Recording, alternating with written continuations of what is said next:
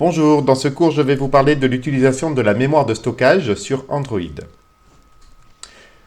Donc d'abord le fonctionnement général. Alors j'ai mis ici une petite illustration d'un petit bonhomme Android dans un bac à sable et je vais expliquer pourquoi. Chaque application d'Android, donc, on dit qu'elle s'exécute dans ce qu'on appelle un sandbox. Un sandbox, c'est un bac à sable. Si une application doit utiliser des ressources ou des informations en dehors de son bac à sable, alors l'application doit demander l'autorisation. Donc les applications sont encapsulées en quelque sorte dans un environnement de travail que l'on va appeler sandbox. On doit déclarer à l'application si jamais on a l'intention d'avoir besoin d'autorisation en dehors du sandbox pour l'application. Cette déclaration, cette intention de déclarer des autorisations va se faire dans ce qu'on appelle le manifeste. Alors, comment ça va se passer dans le manifeste ? Eh bien, dans le manifeste, toutes les versions d'Android sont concernées par ce manifeste et on va déclarer ici que l'application aura plus tard besoin d'une autorisation. C'est à ça que ça sert. Donc ce manifeste va par exemple servir à l'utilisateur au moment de télécharger pour vérifier si oui ou non, est-ce qu'il va être d'accord pour donner des autorisations éventuellement. Donc il faut placer dans le manifeste en tant qu'enfant de l'élément du niveau supérieur. C'est ce que dit Google. Donc on va donner un exemple ici. Donc vous avez dans l'exemple ici une autorisation pour venir écrire dans la mémoire de stockage, la mémoire externe. Donc ça s'écrit dans un Users Permission. Donc le stockage et les autorisations. Alors le comportement du système après avoir déclaré une autorisation dans le manifeste va dépendre de la sensibilité des autorisations. En effet, sur Android, toutes les autorisations n'ont pas la même sensibilité, elles ne sont pas toutes équivalentes. Donc certaines autorisations sur Android sont considérées comme normales, de sorte que le système, lui, va accorder automatiquement l'autorisation si on la lui demande. D'autres autorisations, au contraire, sont déclarées plutôt dangereuses et vont nécessiter que l'utilisateur prenne explicitement donc accorde explicitement le droit d'utiliser du matériel, par exemple, ou d'utiliser un espace de stockage, en ce qui nous concerne ici, si jamais c'est quelque chose de sensible. Donc, quelquefois, pour les autorisations, c'est le système qui s'occupe de les donner, et quelquefois, ce n'est pas le système qui s'en occupe, ça va être l'utilisateur. Donc, il existe plusieurs niveaux, en fait, de protection pour les autorisations. On a au moins 4 niveaux différents. Des autorisations normales, des autorisations de signature, des autorisations dangereuses, des autorisations spéciales. Alors, je ne reviens pas sur les signatures spéciales qui sont un petit peu particulières. Les deux grandes familles, c'est normale et dangereuse. Donc, les autorisations qui sont définies comme dangereuses, ce sont des autorisations qui vont impliquer l'intégrité des données de l'utilisateur, par exemple. Donc, typiquement, la mémoire de stockage peut être considérée comme dangereuse. On va voir que ce n'est pas toujours le cas.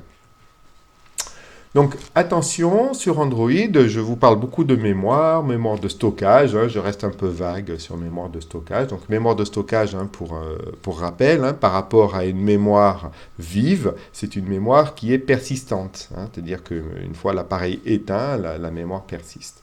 C'est ce qu'on appelle mémoire de stockage. Mais sur Android, il y a plusieurs formes de mémoire.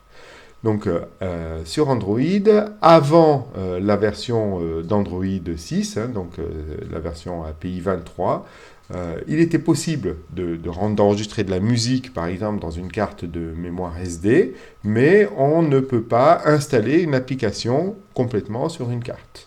Donc vous voyez que déjà, la gestion de la mémoire, c'est pas non plus aussi simple que ça en a l'air. Et on dit en informatique que la mémoire est non typée. Ici, on se demande pourquoi on avait cette restriction-là. Après la version d'Android 6, donc après la version API 23, Google a compris et considéré ça un petit peu comme une restriction qui était désagréable et pénible pour les utilisateurs de téléphones avec faible capacité, et donc a donné une nouvelle fonctionnalité avec ce qu'il a appelé Adaptable Storage, stockage adaptable en français, hein. Par contre, encore un petit problème consiste, la mémoire, chaque fois qu'on voulait mettre une nouvelle carte de mémoire dedans, la carte était forcément formatée et donc elle n'était pas lisible sur un autre système d'exploitation, par exemple, ce qui rend difficile l'utilisation, par exemple, sur un autre appareil, même un autre appareil Android. Donc vous voyez que la mémoire, quand même, a une histoire avec Android et qui est un peu compliquée, la gestion de la mémoire avec Android. Alors d'où ça vient ça? Eh bien, ça vient qu'il y a différentes mémoires sur Android. Alors vous voyez que le petit bonhomme là est un petit peu affolé hein, de voir tout ça. Donc quand on parle de mémoire, de stockage, en fait dans Android, il y a une terminologie qu'il faut tout de suite avoir à l'esprit. C'est que dans la mémoire de stockage, on va pouvoir décerner la partie qu'on appelle la mémoire interne, internal storage, et la mémoire externe, external storage. Donc sur Android, déjà deux grandes familles de mémoire, internal et external. Alors attention, external, ça ne veut pas dire amovible, mais alors pas du tout dire amovible. Dans la partie internal storage et external storage, souvent c'est la même nature de mémoire. Les deux peuvent être au même endroit. Alors la internal storage par nature, elle n'est jamais amovible. Par contre, external storage peut être amovible ou non amovible. Dans external storage, dans la terminologie d'Android, on distingue deux sous-ensembles, la external primary et la external secondary. Et en général, quand on parle de external secondary, on parle de carte SD, et quand on parle de external primary, en général, on parle d'une mémoire à l'intérieur donc de l'appareil, une mémoire que j'ai tendance à vouloir qualifier d'interne, mais je fais attention à mon vocabulaire, puisque internal storage, ça a un sens particulier pour Android. C'est une mémoire externe, alors on va voir exactement qu'est-ce que Android met derrière ce terme externe, hein, mais qui est concrètement dans l'appareil. Donc, quelle est la terminologie de Google exactement derrière ces mots-là? Donc, le stockage interne, la mémoire interne. Donc, il s'agit de fichiers pour Android. Ce sont des fichiers de votre application. C'est là où Android va stocker les fichiers privés des applications. Aucune autre application ne pourra accéder à cet espace de mémoire. L'utilisateur non plus n'y a pas accès. Bon, évidemment, si on devient root et qu'on route le téléphone, ce qu'on appelle, oui, alors là, on peut avoir accès, mais sinon, il n'y a pas de moyen facile d'avoir accès donc, à cet espace de mémoire. C'est une mémoire, donc la mémoire interne, en quelque sorte, on va dire que c'est la mémoire privée des applications. Je vous ai mis l'emplacement sur donc le petit lien ici, et après on va regarder en détail ce que ça veut dire que ces espaces-là, et comment est-ce qu'on voit ça sur l'émulateur d'Android Studio. Dans le stockage externe, donc, vous avez compris que par opposition au stockage interne, donc c'est un type de stockage qui va partager des données. Donc c'est un endroit, un espace mémoire où je vais avoir des données qui vont être partagées. C'est ça que ça veut dire chez Google, le stockage externe. Donc ça veut dire que je vais pouvoir y accéder depuis un PC en me connectant avec un câble USB. Donc on distingue deux types de sous-ensembles de stockage externe, je vous ai dit tout à l'heure, donc le stockage externe primaire et le stockage externe secondaire. Dans le stockage externe primaire, c'est souvent de la même nature que la mémoire interne donc, du téléphone. Et lorsqu'on branche l'appareil, le téléphone, avec un câble USB à un ordinateur, eh ben, on va pouvoir accéder aux données qui sont stockées dans le stockage externe. On ne pourra pas accéder aux données qui sont stockées dans le stockage interne. Et à quel endroit est-ce qu'on peut accéder? Ben, vous savez que vous avez le choix à ce moment-là sur l'Android. Il vous propose deux types de connexions, soit PTP, c'est-à-dire caméra, ou transfert de fichiers. Eh bien, dans le stockage externe primaire, dans les deux cas, on peut accéder soit en mode caméra, soit en mode transfert de fichiers aux données qui sont dedans. L'emplacement physique des données sur le téléphone, je vous ai mis son adresse, donc c'est storage, data, et puis etc., etc. Et donc après, dans le etc., vous avez des sous-dossiers qui sont souvent liés au nom du fichier, au nom du package de votre application, et éventuellement à l'intérieur des sous-dossiers aussi. Donc c'est de la mémoire qui est rangée, hein, elle est classée, donc dans Your Package App Name, c'est la façon qu'on a de ranger les données. Tout, alors c'est partagé, mais c'est pas mis tout en vrac, hein, c'est partagé. Ça veut dire que j'ai le droit d'aller accéder au package des autres applications, mais je peux quand même venir ranger mes informations dans mon application pour pouvoir être sûr de les retrouver. Et puis, donc, on a le stockage externe secondaire. Donc là, vous avez compris qu'il s'agit en général du stockage amovible, de la carte SD. Donc, elle est accessible depuis votre ordinateur si vous avez branché le téléphone avec un câble USB. Et donc, le transfert, en mettant transfert de fichiers, vous accédez aux données de la même façon que vous accédez aux données avec le stockage externe primaire. Donc, le stockage externe primaire, c'est dans le téléphone. Donc, quand vous branchez, vous avez souvent phone ou SD. Donc, ça, c'est la partie phone. Donc, on dit que c'est le stockage externe primaire. Et dans la partie SD, carte ou card SD ou SD card, ça dépend comment c'est fait, vous avez ce qu'on appelle le stockage externe secondaire. Donc, je vous ai mis les adresses ici. Donc, sur l'émulateur, dans Android Studio, vous avez une partie dans l'émulateur qui s'appelle le Device File Explorer. Dans le Device File Explorer, on voit tous les sous-dossiers de l'Android. Donc évidemment, dans la partie des sous-dossiers de l'Android, il y a des éléments où je ne vais pas avoir les droits pour accéder. Donc typiquement, j'en ouvre un au hasard, vous voyez ici, hop, je n'ai pas les droits, il me met en rouge pour y accéder. Alors, si je suis intéressé par aller regarder le stockage interne de ma mémoire, donc le stockage interne de ma mémoire, on a dit qu'il allait se trouver dans Data. Donc je vais ouvrir Data. Et à l'intérieur de Data, j'ai un autre Data.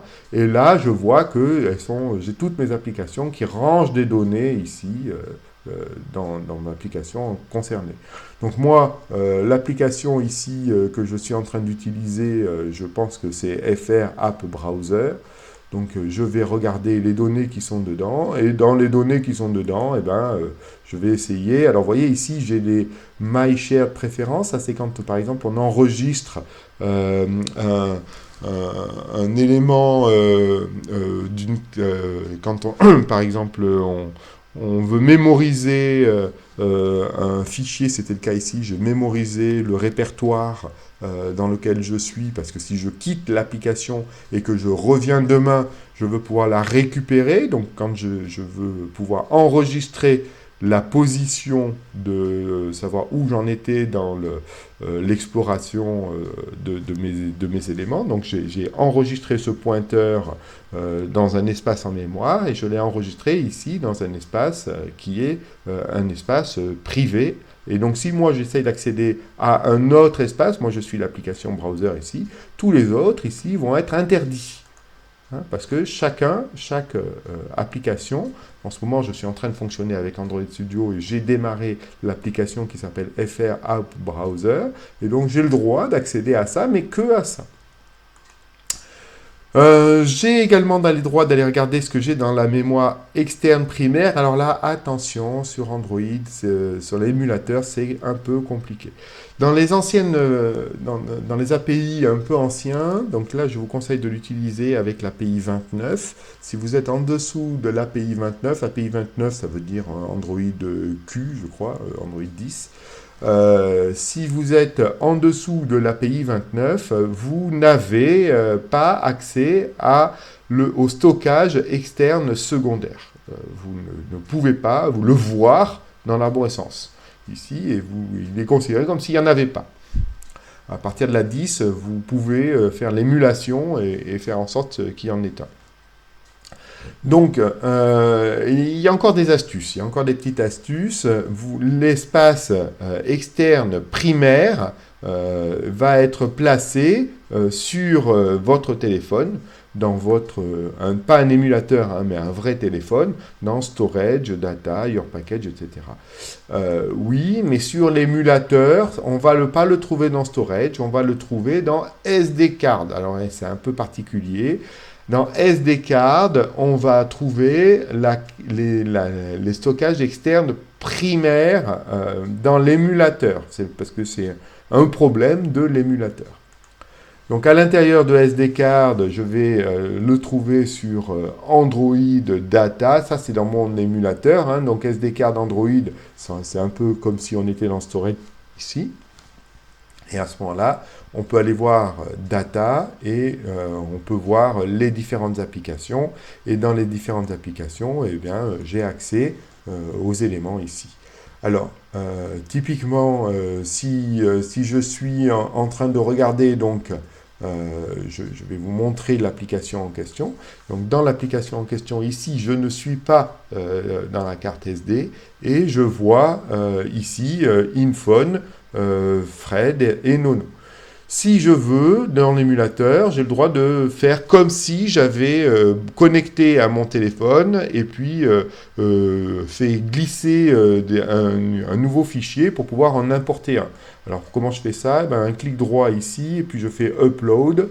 Et dans Upload, j'ai la possibilité de venir rajouter, par exemple, je vais mettre ici un fichier en plus. Donc je vais le rajouter, vous voyez qu'il apparaît ici, et puis dans mon application, j'ai créé un petit bouton pour actualiser, vous voyez que c'est bien cet espace-là qu'il est venu venir regarder, donc c'est bien cet espace-là, et c'est bien dans SD Card ici, attention, et là je suis en train de travailler sur le stockage externe primaire. Dans l'émulateur encore, si vous travaillez avec l'émulateur, le stockage externe secondaire va se placer dans Storage. Et dans Storage, vous avez un sous-dossier ici qui est le numéro de l'ordinateur. Je ne sais pas exactement à quoi correspond ce numéro. Et puis, donc Android. Et là, on retrouve la même structure de données. Alors, ici, de la même façon, je vais retrouver donc mon application, et puis je vais retrouver ici les différents éléments. Dans mon application ici, eh bien, ça va se trouver, donc je suis en train de regarder InSDCard et Nono, donc là j'ai basculé et je suis en train de regarder donc dans la carte SD cette fois-ci. Qu'est-ce que je vais voir dans la carte SD? Eh bien, je vais venir y rajouter ici par exemple un élément. Donc en faisant upload, comme tout à l'heure, et je vais rajouter, je vais faire 4 exceptions. Voilà, donc là, 4 exceptions est arrivée. Et ici, je viens actualiser pour voir que ça fonctionne bien. Donc là, je suis bien en train de regarder la partie stockage externe secondaire qui se trouve dans Storage. Ça, c'est sur l'émulateur. Sur un vrai téléphone, je vous ai mis en rouge ici les adresses réelles sur votre téléphone. Voilà, j'espère que ça a été à peu près clair.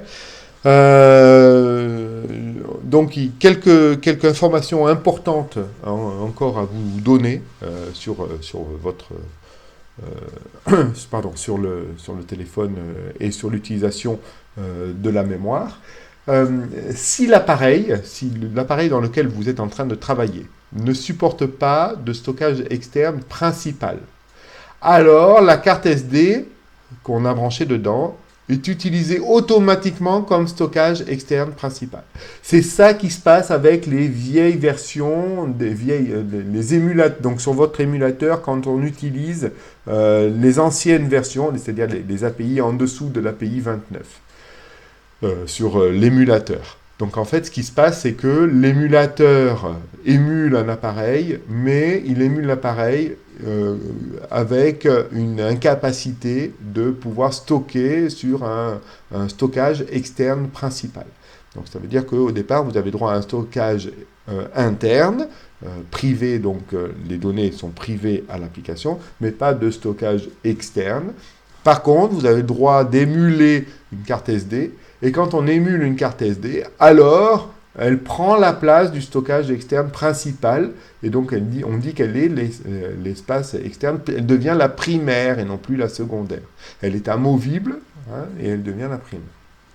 Alors c'est un peu compliqué, mais il se peut que vous ayez des appareils réels, physiques, qui soient comme ça. Alors aujourd'hui, j'en connais pas, mais des vieux appareils, ça existe, qui fonctionnent comme ça.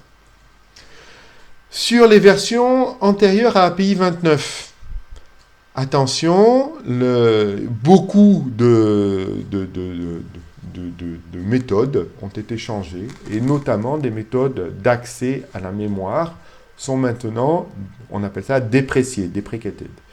Donc avec les versions antérieures à API 29, on peut utiliser la méthode getExternalStorageDirectory, donc qui retourne l'adresse, le chemin de la mémoire de stockage externe, mais cette méthode-là, aujourd'hui, ne fonctionne plus avec API 29. Donc vous faites attention quand vous regardez les tutoriels sur Internet, etc. Ça dépend beaucoup de l'API avec laquelle vous êtes en train de travailler. Donc attention aussi, les compatibilités ascendantes fonctionnent avec Android, c'est-à-dire que les nouvelles méthodes, les nouvelles façons de travailler pour API 29 vont être compatibles avec les anciennes API.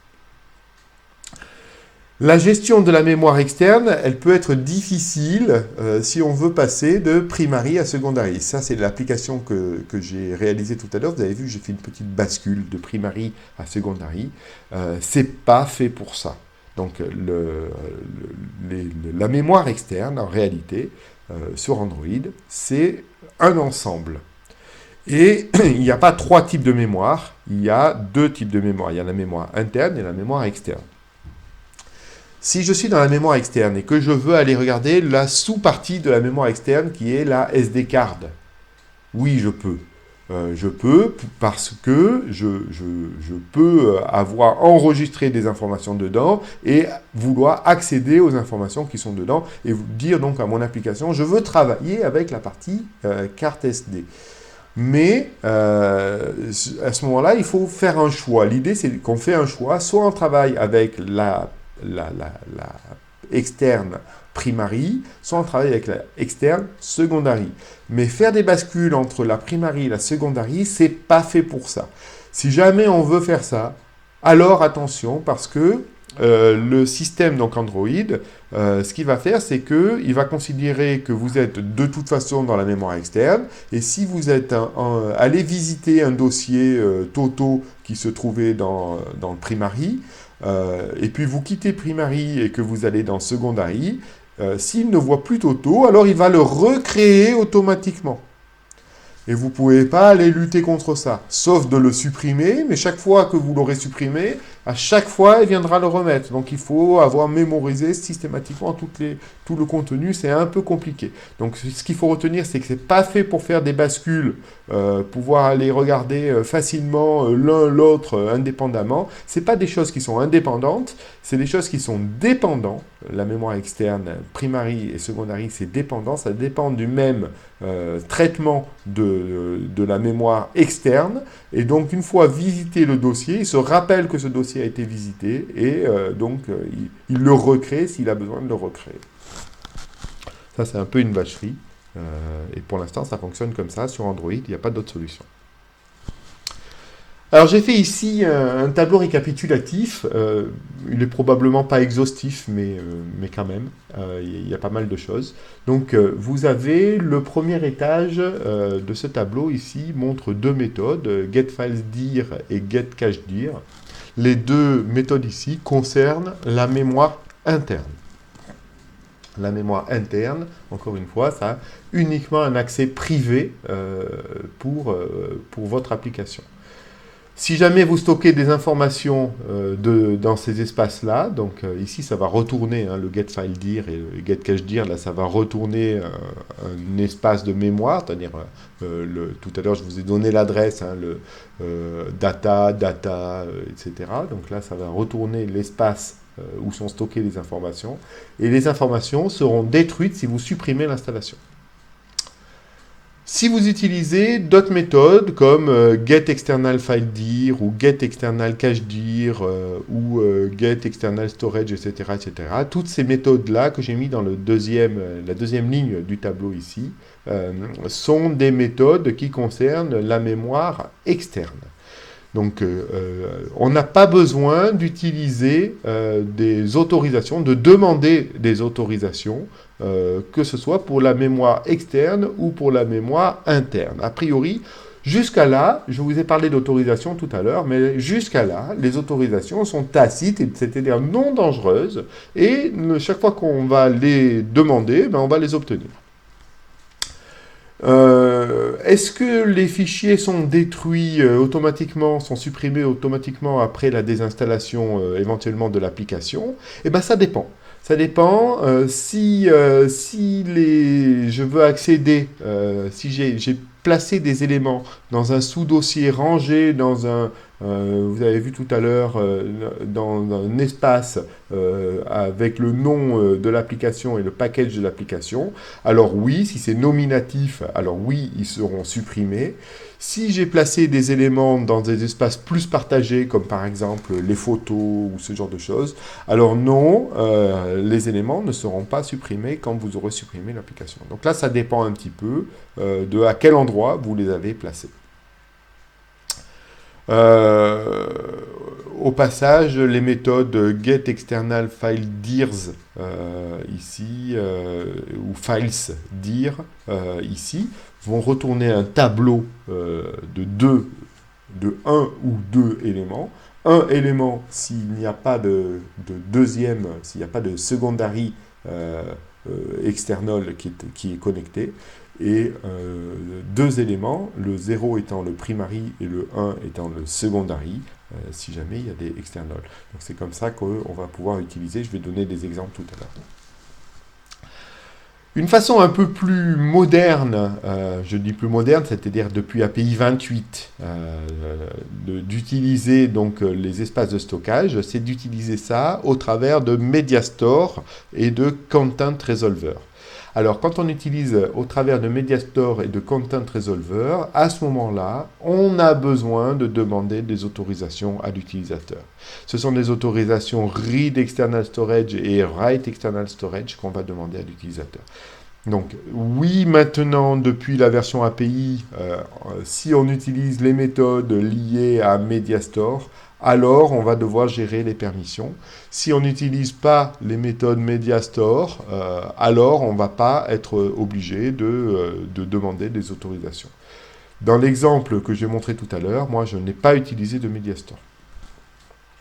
Ici, les fichiers sont-ils supprimés après l'utilisation? Non. Non, pourquoi? Parce qu'en réalité, il va les placer dans un espace public. Donc le MediaStore, il est typiquement fait pour aller enregistrer des photos, par exemple. Donc je vais donner un exemple tout à l'heure de comment est-ce qu'on fait pour manipuler ça. J'ai remis ici donc des exemples d'utilisation. Donc comment est-ce que je vais utiliser les méthodes dont je viens de parler. Donc le getDir là par exemple. Donc le getDir, je vais pouvoir retourner au travers d'un getDir un file. Ce file, je l'ai appelé internal m1 et ici j'ai donné l'adresse donc de retour. Donc si j'appelle le file. Et puis j'ai mis un petit cœur à gauche pour rappeler que c'était la mémoire interne. Tout à l'heure dans le petit schéma que j'ai montré, la mémoire interne était dans un cœur. Ici, en utilisant la méthode environnement get external storage directory, alors celle-là, je vous rappelez elle est dépréciée maintenant, mais elle fonctionne avec les anciennes API, c'est-à-dire jusqu'à l'API 29. Donc elle retournera cette valeur-là. De la même façon, j'ai le droit d'utiliser get eternal files dir en mettant ou non un élément dedans. Vous voyez, là, c'est le même, sauf que ici j'ai précisé à quelle adresse je veux arriver, et là je ne lui ai pas précisé à quelle adresse, et puis je vous ai remis le chemin à chaque fois. Donc si je veux utiliser la SD card, si je veux forcer à aller sur la SD card, donc j'ai la possibilité d'utiliser get external files dirs, donc avec des S ici, qui va retourner non pas un file, mais un tableau de files, un tableau de 1 ou 2 valeurs, je vous ai dit. Ça va dépendre 1 ou 2 si l'appareil reconnaît ou non qu'il y a, donc il va le reconnaître automatiquement, brancher un secondary ou un primary seulement external. Donc s'il y a un primary, il va retenir le 0 ici. Donc si je fais external and removable storage M1, crochet 0, je vais retourner le primary, et crochet 1, je vais retourner le secondary. De la même façon, j'ai le droit de venir placer à la place d'un nul ici un sous-dossier, et puis à ce moment-là, j'irai dans le sous-dossier default folder. Ici, j'ai mis picture par exemple. Alors, je donne enfin quelques exemples de code qui permettent donc de faire certaines choses. Donc, vous voyez par exemple ici, j'ai créé un code qui permet de retourner le chemin d'accès en utilisant donc le fameux file crochet. Donc, j'ai un booléen qui s'appelle isSDCard. Ce booléen, c'est en fonction du booléen, donc qui sait si oui ou non j'ai une carte SD qui est branchée dessus, et ben je vais retourner comme chemin le primary ou le secondary. Si je veux explorer le contenu d'un répertoire, c'est-à-dire afficher le contenu d'un répertoire, alors comment je fais? Ben, je vais appeler déjà la méthode getPass, celle que vous avez juste au-dessus, et puis je vais venir placer dans list of files, qui est un array-list, je vais venir lui placer dedans les différents fichiers et dossiers. Pour Android, un fichier, un dossier, c'est la même chose, sauf qu'il y a une méthode qui va me permettre de les discerner. La méthode en question s'appelle isDirectory, si j'ai besoin. Donc ici, ben, j'en fais la liste, je la parcours, et puis je rajoute chaque élément. Et une fois que j'ai rajouté chaque élément dans mon array-list qui s'appelle list of files, j'ai le droit de venir l'adapter dans un adapteur. Donc là, j'ai utilisé un list-view avec un adapteur sur le list-view pour venir l'afficher. Si je veux enregistrer un fichier, comment ça se passe? Eh ben, ça va ressembler un petit peu. Donc, la première chose que je fais, si je veux enregistrer un fichier sur la mémoire externe, c'est de vérifier si j'ai le droit de venir le faire, c'est-à-dire si la mémoire externe, elle n'est pas montée en read-only. Si elle n'est pas montée en read-only, je vais chercher mon chemin pour pouvoir enregistrer. Une fois que j'ai mon chemin pour enregistrer, je crée un fichier qui s'appelle filename. Filename, c'est un string ici. Je crée un fichier qui s'appelle filename. Il est passé en paramètres. Je crée un fichier qui s'appelle myfile. Donc, sur ce myfile, je vais créer un nouveau fichier. Et dans ce nouveau fichier, au travers d'un file output stream, je vais venir créer donc un fichier texte ici, donc ligne par ligne. Je vais passer l'ensemble, un tableau de lignes en paramètres, et je vais venir lire chacun des lignes qui était une chaîne de caractères, et je les ai placées dans le fichier. Et puis ensuite, je raffiche. Tout à l'heure, j'ai montré comment est-ce que je faisais pour afficher. Je raffiche le contenu de mon répertoire. Évidemment, je fais ça dans des try-catch parce que je peux obtenir des erreurs au moment où je crée mes fichiers. Je montre enfin une utilisation avec l'utilisation des permissions. Donc là, j'ai fait Save to Internal Storage et je veux enregistrer une bitmap, une picture. Alors comment je fais? Ben, je vais utiliser un content value. Vous voyez ici, j'ai créé un content values. Une fois que j'ai créé ce content values, je vais lui donner des informations. Le content value, ça sert à donner des informations sur le fichier, notamment le nom, le type, le chemin, etc., etc. Donc j'ai donné un certain nombre d'informations. Et une fois que j'ai donné toutes ces informations, eh bien, je vais appeler un content resolver en lui donnant comme information le type. Donc je lui dis que je veux le placer dans un Media Store Image Media Internal Storage. Pardon, il manque le storage ici qui ne s'est pas bien affiché. Et puis je vais simplement ici créer ensuite un dossier qui va me permettre donc de générer le fichier. Donc la partie qui est au-dessus ici, ça va permettre de définir quel est le fichier, quel est le type de fichier dont il s'agit. Donc ici, c'est un fichier bitmap. Et puis ici, eh ben, je crée physiquement le fichier au travers de la méthode compress, ici, picture.compress, picture étant un bitmap. Picture.compress, ça va fabriquer un JPEG à partir du bitmap. Voilà, donc ça c'était la partie plus théorique. Maintenant, l'idée c'est d'arriver à mettre en application donc tout ça. Donc pour faire ça, ce que je propose de faire, c'est de créer une application. Cette application, elle va avoir ici un petit switch qui permet de basculer de primary à secondary. Alors je vous ai dit, attention quand on fait les bascules, ne soyez pas étonnés après sur le fonctionnement des sous-dossiers qui créent automatiquement. Vous avez la possibilité d'utiliser donc le Device File Explorer que je vous ai montré tout à l'heure. Donc vous retournez ici le secondary et puis le primary. Donc le primary vous l'avez dans SD card et le secondary vous l'avez dans storage. C'est un peu mal fait mais c'est comme ça. J'ai mis ici une petite vignette, comment on appelle ça, une petite une petite icône qui indique si je suis en train de regarder dans la SD card ou je suis en train de regarder dans la mémoire partagée mais qui n'est pas amovible. J'ai mis une petite image qui permet d'actualiser le contenu du dossier. J'ai créé un espace pour afficher le chemin courant. Ici en bleu, on voit le chemin courant. J'ai créé le contenu du répertoire, donc ici au travers d'un list view, vous avez vu tout à l'heure, et d'un adapteur. Et puis j'ai créé un fichier, un petit bouton ici, Save, qui permet de venir ajouter automatiquement un fichier qui se rappellera toujours Nono et qui contiendra toujours la même chose, juste pour faire un test. Également, j'ai créé un autre bouton info qui permet d'afficher une alerte dialogue. Donc ça va se faire l'objet d'un deuxième tutoriel et je vais vous montrer dans ce deuxième tutoriel comment est-ce qu'on réalise ce fichier. À très vite.